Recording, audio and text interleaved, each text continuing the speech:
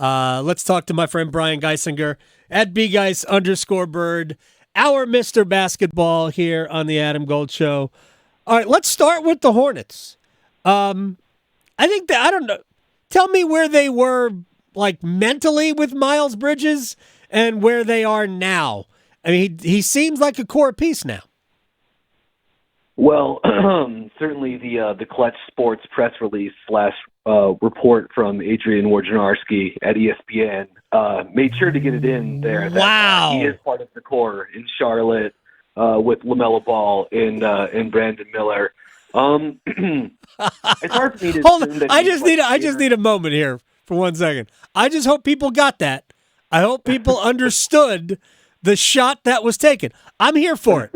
I'm here for it, Brian. All right, now continue with your thought. Yeah, I was handling that with the normal tact and grace that Clutch Sports generally uses with their negotiation tactics. But, I mean, I don't think he's like inner circle core.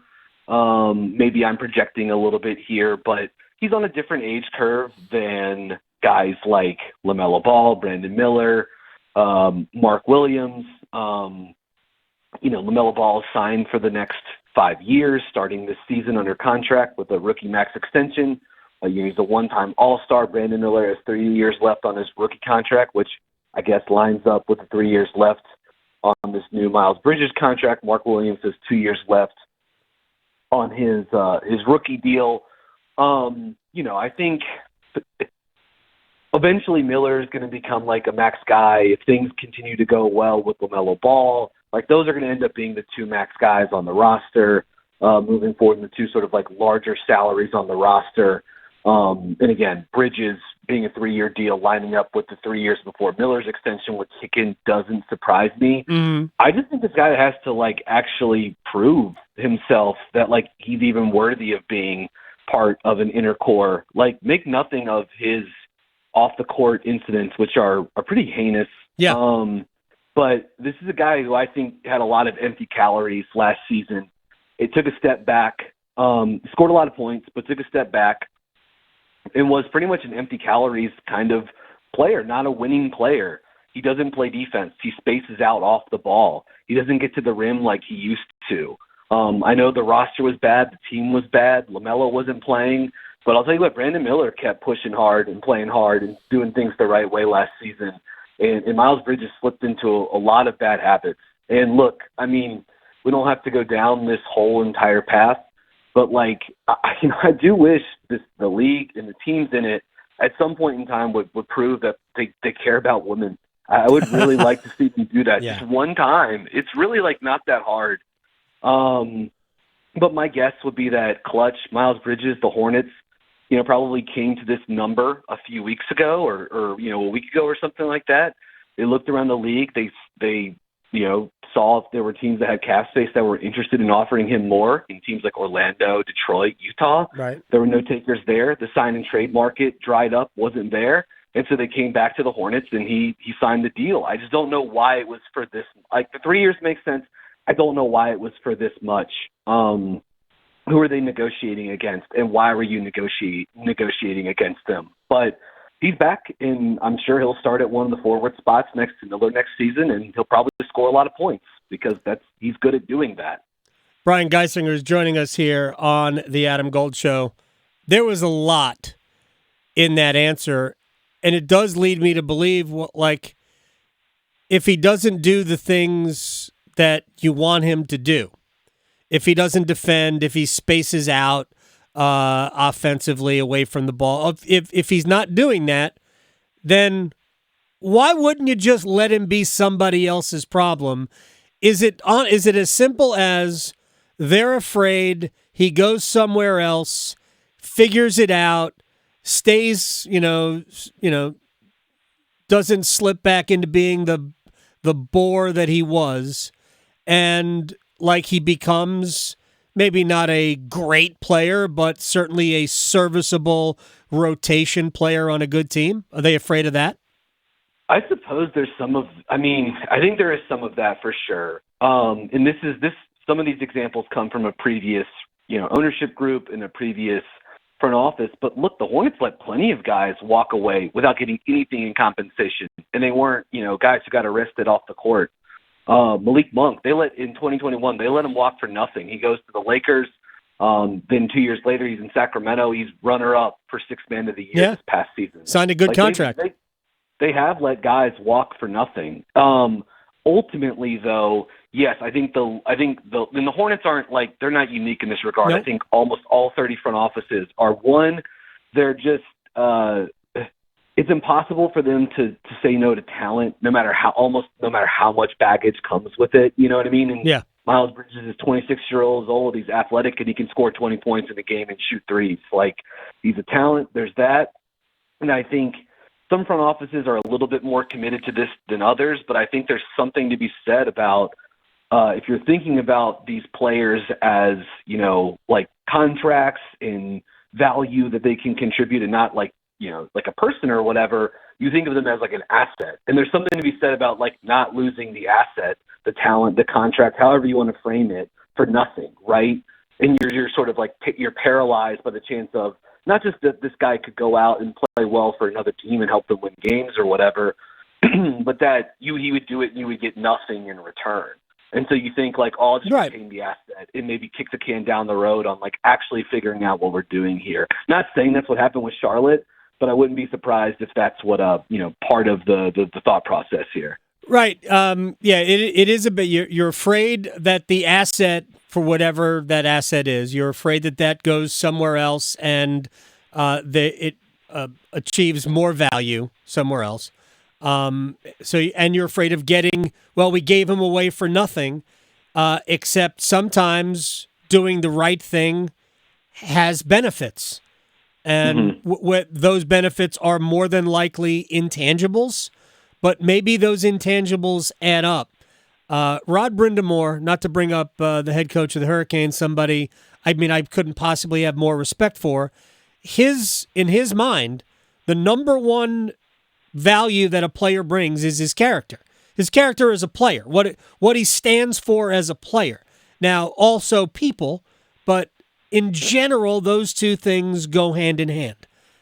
So it would be a rarity if they brought somebody in who didn't carry incredible value as a teammate, even more so than an actual talent. It's all about the people that you bring in. And maybe the Hornets just haven't figured that part out yet.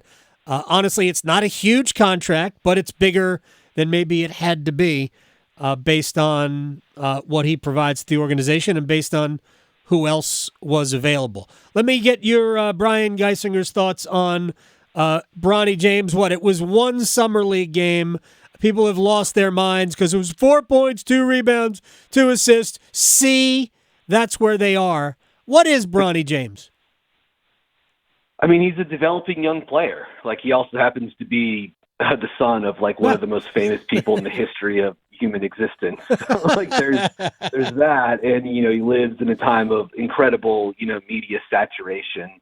And I think I've said this before on the show with you, Gold. I've written about this, talked about it.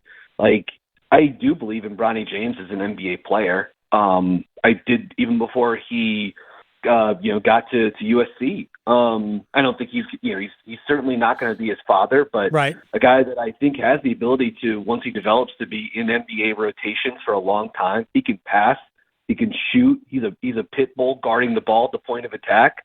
And he's a pretty good athlete. I know he's not that big by NBA standards, but I think for the guard position, he's mostly fine. And I think he's the guy that could carve out a long career in the NBA, independent of what is the name of his father, by just being a guy that can be whether he's a starter in your fourth or fifth option or on offense, or he's coming off the bench and just doing stuff that these are just some, whatever examples, but doing Marcus Smart type things, doing not Tony Allen, that's probably doing Avery Bradley kind of things, these sort of classic defense first yet undersized combo guards. And I think that's the role for him, and it's going to take some time. And just whether it's good, bad, or the otherwise, his development, and it's going to. My guess is it's going to take a couple of years. is going to happen underneath the public eye, which is pretty atypical for these types of players. Can he beat Drew Holiday in time? I don't think he can be that good. No, okay. I don't think he's that. a great. I mean, Drew Holiday's a great player. That's like the apex version of that archetype, you know. So, all right. Speaking of Drew Holiday and Team USA, they got together. I've been thinking about this sort of out loud. I mean, it's an incredible roster. Maybe the second best Team USA roster we've ever seen. I don't know. There have been some amazing ones, obviously. But how is it going to play out? Anthony Edwards, who I love everything about, said he's still the number one option. I'm not sure he's wrong. Who is the number one option on Team USA? Is Anthony Edwards starting at the 2 guard? I could see it because I could see Curry, Edwards, LeBron, Durant, and Embiid or Davis or whatever at center. Like that's a lineup that definitely makes some sense. And Edwards was the number one guy for the team at the World Cup, and he played very well within that role next season. And I mean, even in go back to 2012 when LeBron and Durant were on the same gold medal team that year under Coach K. Durant was the guy. So it's even though LeBron's on this team, as far as the guys who are going to that doesn't mean he's going to lead the team in usage rate and scoring. You know what I mean? In fact, I feel like they kind of deferring a little bit to one of the younger guys to be the guy that has to score all the points and then, get drug tested by the ICC after the gold medal game or whatever. So my guess is that they're okay with that sort of taking a slightly lower usage and backseat role. But obviously this is going to be a pretty egalitarian scoring team, right? So it's Edwards could be the number one guy. And I, of course, it would be much more strange if Anthony Edwards came on and said I'm thinking I'm going to take a backseat. I might be the third option on this team. The guy has swag and confidence, from here, from North Carolina to France and back, right? He's unbelievable. It's part of the deal with him. But obviously, he's not the biggest name on this roster, though he is certainly on the ascent as a player in the game. I remember going back to Coach K's Team USA's. Wasn't Carmelo Anthony almost always the leading scorer? Wasn't Charles Barkley one of the leading scorers on the Dream Team? There's so many weapons on this team. If I had to ask you to tell me right now who would be the leading scorer at the Olympics for Team USA, who would it be? Man, Edwards is such a good guess. I know he's injured right now, but Durant is just the perfect FIBA player. The shorter 3-point line, getting playoff. If he's healthy and can really go, I would say Durant. But if I had to power rank it or whatever, Edwards seems Edwards and Curry feel like good 2s and 3s. But this team is just so loaded. It's crazy how good it is, and it's crazy that I'm amazed that guys like Kawhi Leonard and Joel Embiid. I mean, Steph Curry's never played in the Olympics before. Right. The amount of talent that they had to leave behind, Jaylen Brown, Jalen Brunson, Paolo Banchero, Chet Holmgren, Jalen Williams. You could build an incredible team out of guys that didn't make this roster. Let's just hope we get to see it match up with France and Victor Wembanyama at some point over in Paris. All right, real quick, thoughts on Team Canada? It's awesome. I love it. Super good roster. Gold, I remember at some point in the last couple of years being on here, the two teams we circled, as the ones on the rise were France and Canada. And I think that's come together even more so because one, Shai Gilgeous-Alexander of Canada has just evolved into a top 5 to 10 player in the world and, an all NBA guard and, an MVP candidate. And then Victor came along for France and he's poised to be, sooner rather than later, the best player in the world, the best defensive player in the world. And obviously he's not alone. 3 of the top 6 guys in the draft this year, including to John Salon, who went number 6 to the Hornets, were from France. The number 1 pick, Zachary Risse-Shea, is from France. So there's plenty of good players in the NBA currently from France, including Rudy Gobert. But they've got even more coming, not just in this draft, but in future drafts as well. So, really impressive roster with Team Canada. Cannot wait to see them go. And them and France are the two that I think you've really got to circle outside of the United States as true contenders for the gold. USA will get pushed in a bunch of games because that's the nature of international basketball. It is at times way more physical even than the NBA. Brian Geisinger, we will leave it there. My friend, I appreciate your time as always. Yeah, you guys be good. You got it.